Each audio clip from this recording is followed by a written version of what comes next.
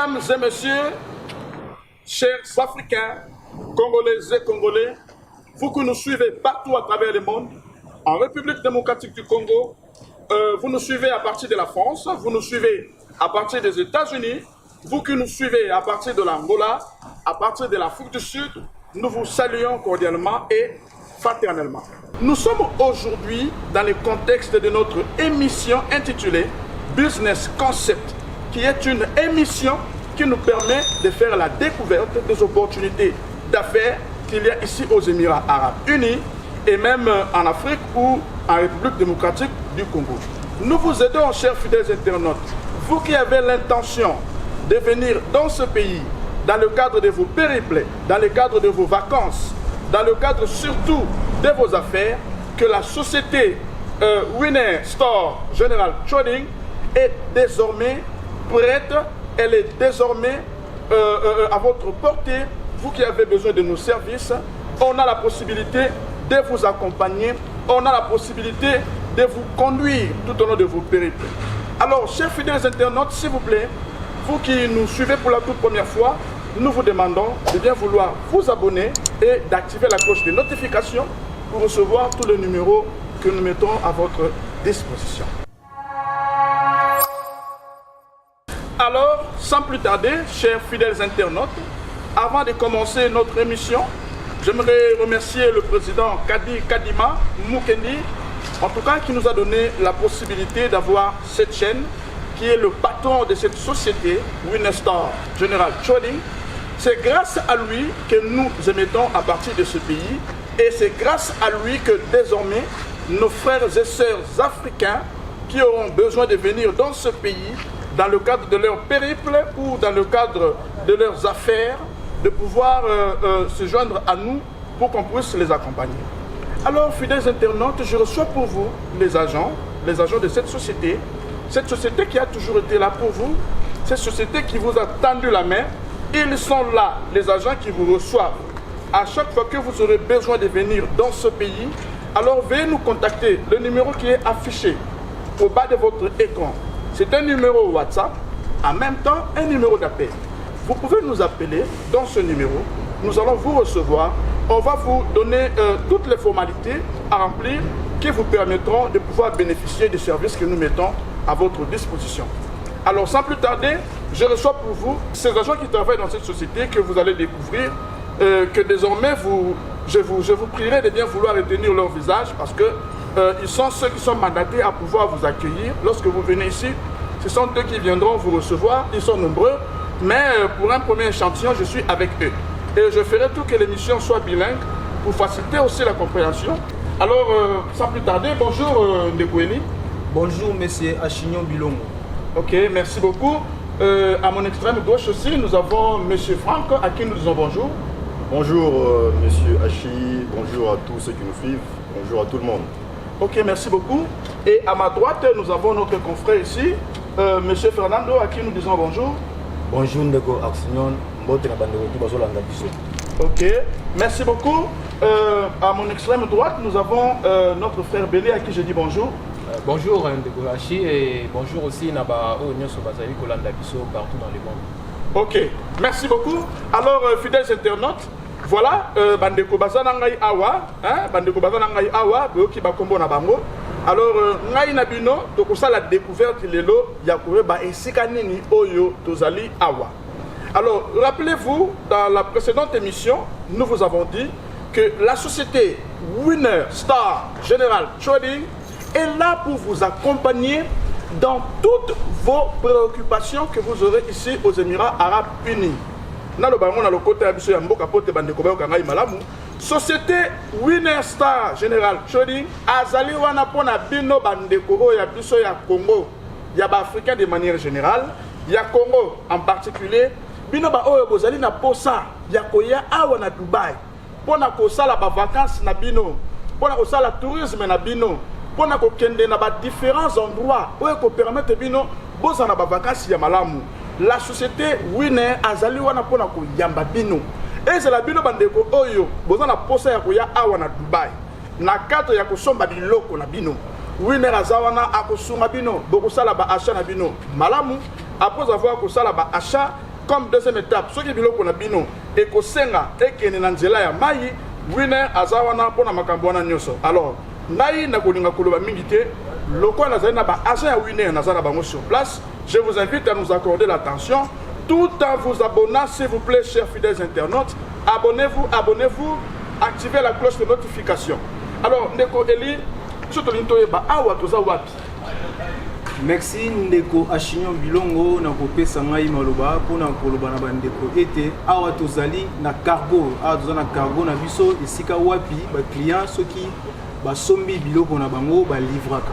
Donc ba biloko nyonso oyo ba sombaka tochaka na ba container esika wapi evanda bino mo ndenge bozomona esika ya polele ezali esika pe ya pio ezali oyo ata mbula ebeti biloko ya ba client ezalaka bien protégé. Donc wa ezali esika oyo ya biso ezali te ya bandeko bisusu mais ya biso moko Winner Star General Tony.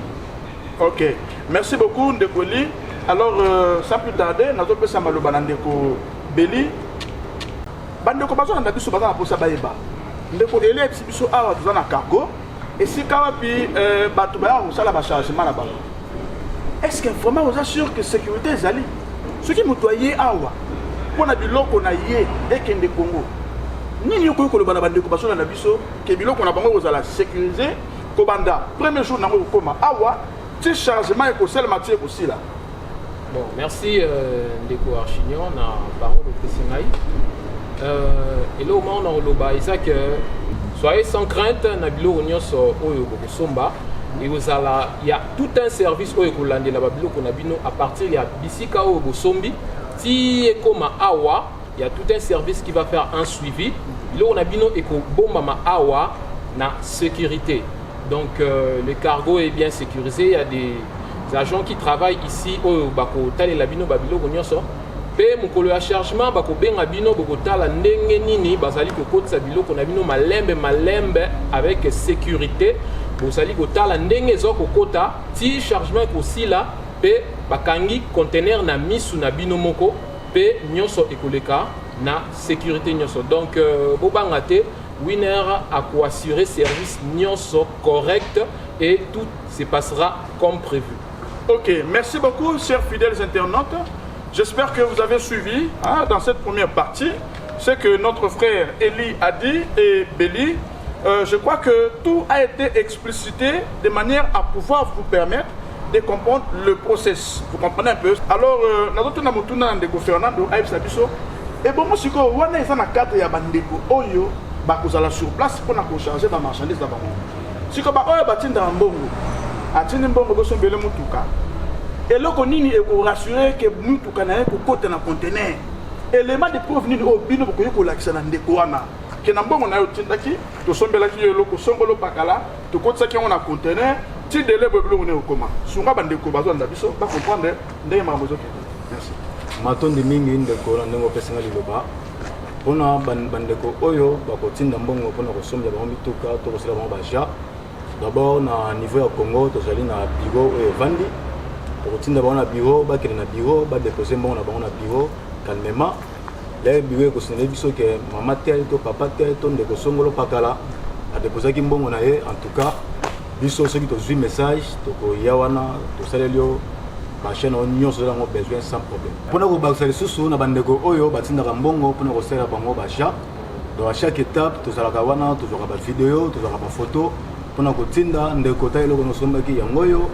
Donc tout ça, la peine de est bien pour nous satisfaire les clients. Nous allons toujours passer là, nous allons faire confiance. Merci. Ok, merci beaucoup, Ndeko Fernando. Alors, fidèles internautes, mes frères et sœurs qui nous suivez, alors j'aimerais vous rappeler encore une fois de plus de bien vouloir vous abonner. Vous qui n'êtes pas encore abonnés, donc je ne cesserai d'insister à vous demander de vous abonner et d'activer la cloche de notification parce que les choses sérieuses ont déjà commencé.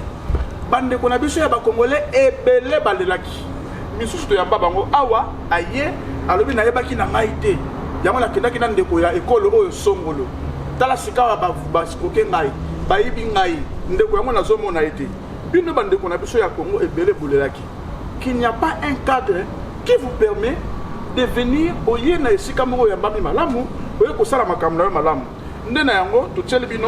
chaîne YouTube qui vous permet de pouvoir entrer en contact directement avec nous à travers le numéro qui est affiché au bas de vos écrans. N'hésitez pas à nous écrire, n'hésitez pas à nous appeler, même si nous n'abordons pas les questions qui vous viennent à l'esprit. Grâce à ce numéro, vous avez la possibilité de nous poser en tout cas toutes les préoccupations que vous aurez. Alors sans plus tarder, nous avons fait Ndeko Frank. Ndeko Frank, nous avons fait un Congo, oh, nous avons fait un conteneur. Akekuna, akeko salisa conteneur. Tout ça va comprendre. Les marchandises sont dans un conteneur. Les marchandises sont par avion. Si vous avez des choses dans la vie, vous avez comprendre les procédures. Merci. Merci Ndeko Hachi pour la question. Et merci Nabadou Baola Nabiso. Nous avons pour éclaircir l'opinion en fait, pour montrer Makambo et Sima. Il y a Dubaï, où tu vas rater dans le Congo. Ils ont tous pour montrer Bino point par point. En fait, dans la situation, il y a des cargo, il y a des conteneurs, il y a des marchandises, il y a deux types. Il y a un type de marchandises où ils sont lourds. Et puis, il y a un type de marchandises où les marchandises sont légères. Alors, les marchandises où ils sont légères, parmi les marchandises où ils sont légères, nous partie moko, ils sont par avion, donc ils sont par fret. Parce que les marchandises où ils sont légères, ils ont aussi par rapport à la demande, il y a bino les clients. Au Kosomba, la télé na yo. Exemple, prenons un exemple, on a 3 télé à 55 pouces, 3 télé 4. On ne peut pas mettre 3 télé dans le conteneur. Donc, aider avec service express, tu dis 3 télé na yo, na fret. Mais ceux qui sont mis plus de 100 télé, nous sommes obligés à retirer la télé na yo na conteneur. Okay. Parce qu'on a conteneur, et quand il y a un groupe, il y a marchandises où ils sont lourdes.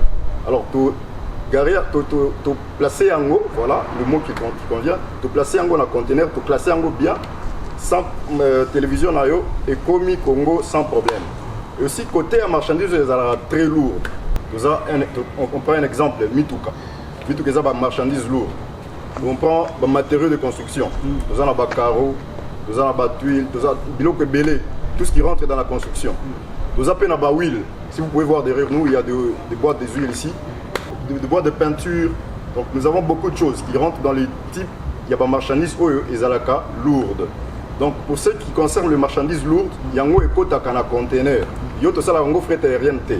Il faut un conteneur. Par rapport à ce que j'ai dit avant, pour éclaircir un peu sur la marchandise légère, dans le bas qui m'a 3 télévisions et après dans le bas il y a 100 télévisions. 100 télévisions, ils ont des marchandises lourdes. Mais par rapport à la quantité, et comme kilo, il faut écouter dans le conteneur. Ça ne peut pas aller dans le fret. Ça va demander beaucoup d'argent.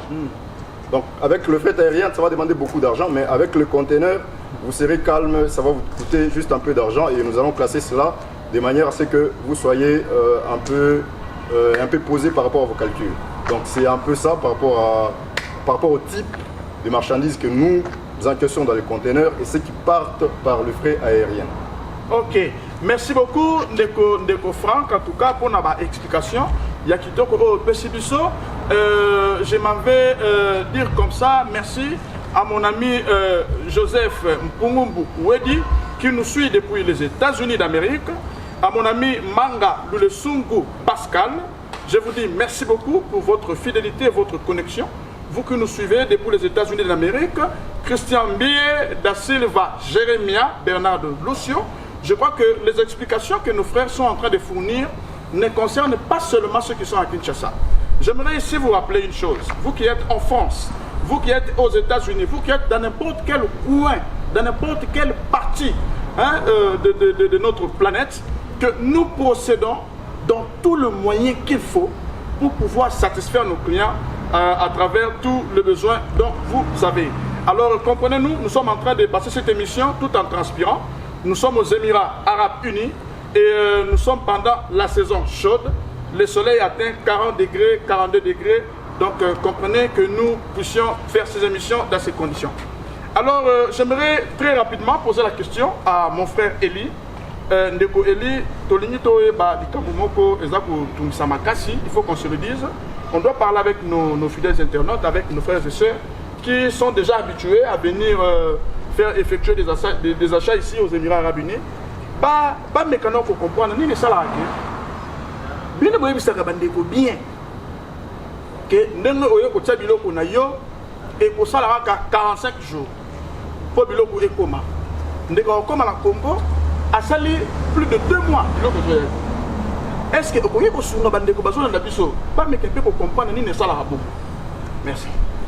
Ok, merci beaucoup sur nos repères maloba ndekwashi eza ba genre ba question openda na zelaka mingi pona ko répondre na bandeko ba comprendre eloko nini esalaka oyo bato musu bakoma ko benga ba aventurier alors que eza nango yango te bandeko lokola chaîne na biso oyo zwambi bazwa éclairage na maramunyoso en fait eza na problème moko bandeko mingi ba client o to benga ba client ba yebaka ti bandeko biso ya Congo problème ezalaka boye toke na côté ya batu ya groupage oye osomi mutuka moko osomi na babiloko mususu ka ndenge ndeko uti ko expliquer ba marchandise oyo epezaka wana il faut ba chango na conteneur oza yo moko te il faut ba zela biloko ekoka ko ba kotisa na conteneur d'abord tant osomi biloko il faut biloko ekoma awa na cargo tant ekomi na cargo batali ete biloko ekoki ali ba kokotisa ngo na conteneur soki biloko ekoti na conteneur il faut longwa na cargo ekende na port.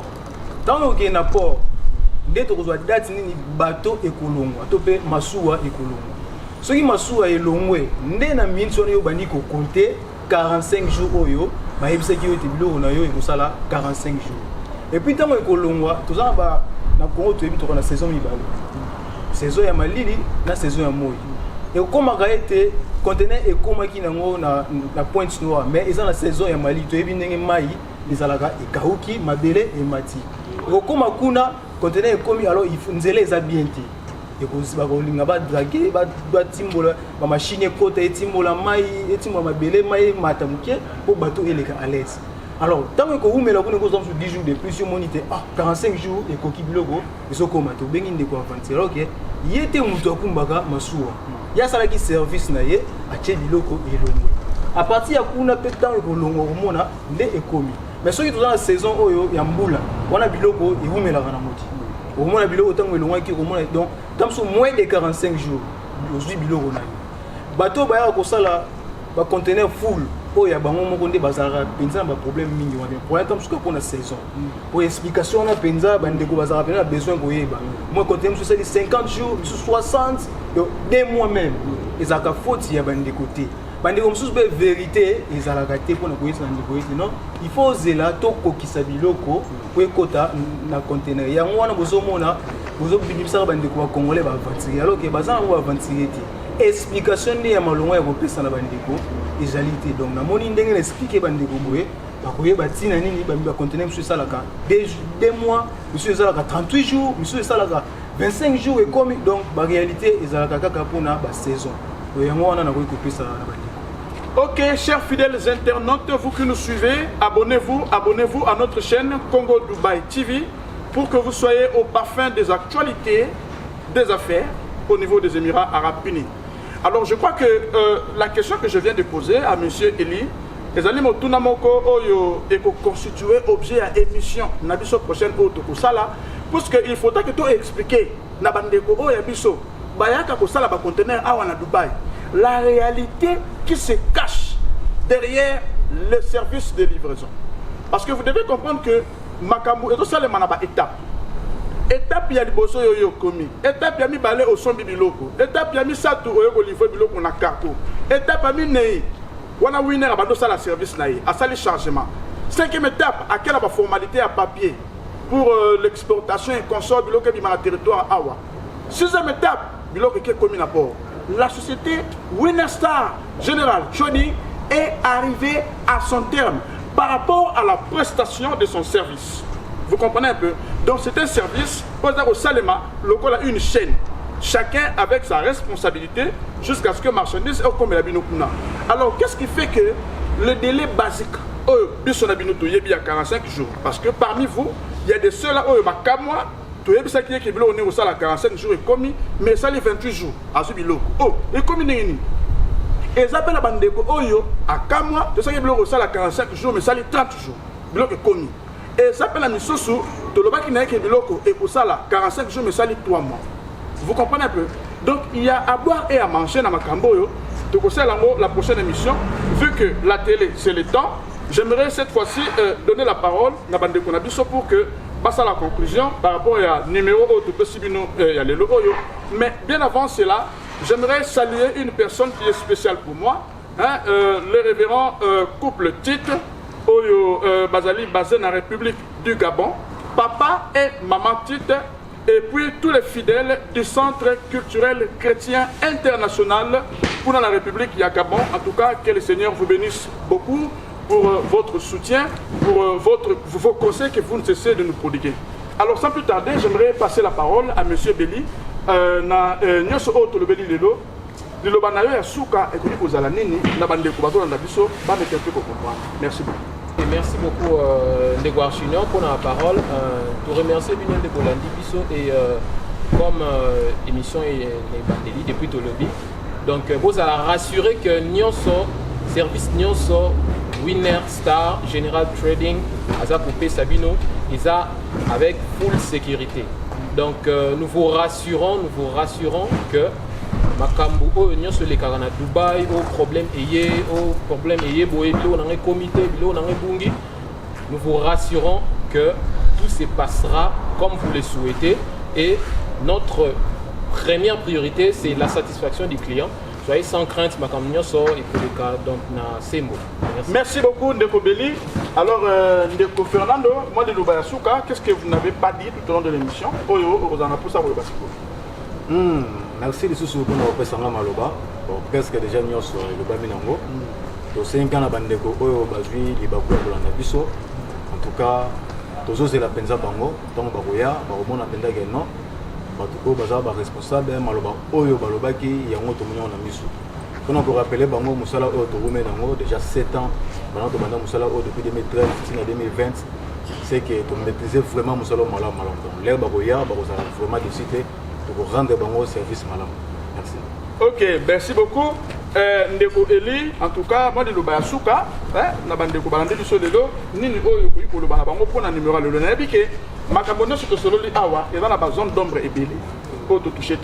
Mais puisque la télé c'est le temps, nous sommes obligés de pouvoir chuter pour aujourd'hui. Alors, olobi boni na bandeko na olobaki. Voilà, nga eloko na ko bakisa na ona lobaki eza par rapport pe ya biloko ya bande ko misusu pe okomona ekomi nga na mona ki eloko na nga tenga eloko na nga bimona inte non awa na Dubai ndenge bande ko toyebi Dubai ki moyibi ezala kati bande ko oyo batinda biloko na mongi ekomaka pepe toza rappel na problème na niveau ya biso kuna na mataki omona ba continuer so ekomi to bato ça temps basala compte vérification de bendaka tam so biloko ya bato alors bokondana mingi bato ya koto te mais biso na service na biso tozana ba agent na biso ba déclarant na biso ba douanier na biso balandelaka makambo ala loup po biloko ya mutu ebunga te biloko mingi bato ebungaka à partir de Dubaï te po ba Pakistani benjeo makambo wana même biso ba Congo vendre ati oui déjà kunande ba problème ezala alors biso to luka moyen pour bongisa ngo po bande ko so zo radio na montrer donc yango wana peu. OK, merci beaucoup Ndeko Eli. Alors, Ndeko Frank, moi de Lubayasuka, ya kuluba na bandeko balandiyo. So yoko lusema na bandeko bato na biso, bandeko batoto ya Bukavu, batoto ya Butembo, batoto ya Goma, batoto ya Uvira, batoto ya Kisangani Boyoma sima mwambe. Oso na bandeko ya biso, bayeba, bayoka, nini oyo, ozana ngoya koyebisa bango ya suka. Merci. Merci pour l'opportunité à Roloba Lisusu. Accent na Swahili tunasema accent. J'ai l'opportunité à pousser maintenant. Une adresse message pour Katangé Boté, Grand Katanga en général. Je ne parle pas de Olomami, Walaba et au Katanga. Je parle du Grand Katanga. Donc Katanga Mouzine. Chez Tukuwina Star General Trading. Tuku compagnie basée sur transportation, il y a des marchandises, il y a des clients. Que vous êtes, moi, Congolais, Louchois, Katangé, Kinois, Kasai, Congo Muzima. Tunamita par le numéro, il est le numéro qu'on a pour écran. Le numéro que tu as écran, qu'on a pita, pour tweet puis le numéro, nous indiqué puis le numéro, nous avons dit beaucoup ma question et nous yote. Soit les nous t'a posé, tu as mis pas de magie. Si tu n'as pas de partir à casa, tu dois me rendre service. Nous couiller, tu as mis pas moja. Nous sommes là nous connaissons ce que nous parlons, nous vivons ce que nous parlons. Hatuwezi kumionyesha vitu yenyewe hatujue, tunaonyesha vitu tunajua, vitu tunaishi hapa. Kusema kama mnakuja tunafanya kazi mzuri na mtafurahi kabisa. Asante kwenu moyo. Ok, merci beaucoup Ndeko Franck.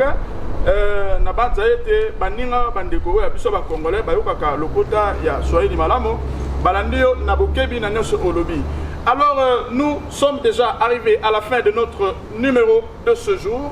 Merci beaucoup à notre cher président Kadi Kadima, l'homme au grand cœur, et na maman Nabiso, maman Pamela Mbombo. Alors, na pesi lisusu, merci mingi na bandeko o balandi biso na République française. Là, je vois mon ami de très longue date, le souk Awal Jeff, à qui je dis bonjour, merci beaucoup de pouvoir me faire des remarques à tout moment que nous mettrons des numéros. Tu n'es pas le seul. Sans plus tarder, Julien Safouès, le Congolais de Brazzaville, le plus frais, le plus intello. Bambo Temini Ponayo, mon ami qui est en France. Nakoki Kotika émission OET sans pour autant dire merci au zéro dans l'ombre. Nabien Arabango Saint-Esprit. Grâce à Nabango que vous nous suivez, grâce à Nabango que vous voyez ces images, grâce à Nabango que le travail s'est fait professionnellement. Là, je vois Kevin Issa au niveau de la réalisation et au niveau du montage, @Nixon, la tête extraterrestre. Alors, le dernier mot, le mot de la fin, j'aimerais passer le micro à M. Eline de Koueli. Moi, dédicace, dans des combis, merci. Ouais, merci beaucoup. En tout cas, il faut que y a liboso na remercier na pesi mbote pe na remercier mingi le président Kadi Kadima. Na musala malamu azali ko sala pour na biso ba jeune to se retrouver. Na pesi mbote na ba parents na ngai. Papa Jean-Marie Landu na maman Denise Ndita Poba. Na pesi mbote na l'oreille gauche du gouverneur Gentini Ngobila. Mais c'est Gracien Ntsakala na maman Ornella Muindo. Bango mi balende ba simbi makambo ba conteneur. Na pesi mbote na marraine na ngai mama Magali Lailai na papa Dodi Amisi na bandeko na ngai ya famille Landu, famille Bukondolo na pesi bango nyonso mbote. Donc masa na ngai Scotty Piper na Aristote, donc baza ebele. Kevin Issa, le manager, donc @Nixon Asuki wana. Merci beaucoup Ndeko Franck. Moi mbote na bandeko balandi biso de l'eau. Voilà. Merci Aksanti. Nasema Aksanti kwa initiative plus mama ni mama Olive mère ya nation. Aksanti kabisa pour support unatupatia Shivantu wa winner. Nasema Aksanti kwa gouverneur wa Okatanga Kiabula Jacques Wandani, merci beaucoup na support. Aksanti na kwa ministre wa hydrocarbures et mines monsieur René Banza, mes salutations. Je salue aussi tous les Katangais, tout le Congo, merci à vous. Ok, merci beaucoup. Alors, sans plus tarder, Namona Babeko na droite Sangai, Ndeko Fernando, yo yebibiso na Congo, tu peux aussi ces missions, sans pour autant, moi, salutations à Babeko Babeko. En tout cas, merci beaucoup Ndeko Nazelagi Penza Partio. Kuna Namoni, président Kadi Kadima, mon père, Mbote, sans oublier, maman Pamela Mbombo, maman Nandaku, Nabana Biso, Bambote Nabangoto. Kuna Namoni, Masana aux États-Unis, Maître Sam Moussampa. Et le mona Mokonzi Kimbangu, en dehors des États-Unis, nous avons Bibi Salama, sans oublier Madame Piska Tatati, Bambote na Bangoto, merci. Ok, Ndeko Beli, Bambote, au Pes na Banane, na Bandeko. Ok, merci beaucoup. Je salue d'abord l'initiative du président Kadima, d'avoir permis que cette émission il est très bien. Et aussi, je salue Papa Simplice Congo, à niveau à CNSS.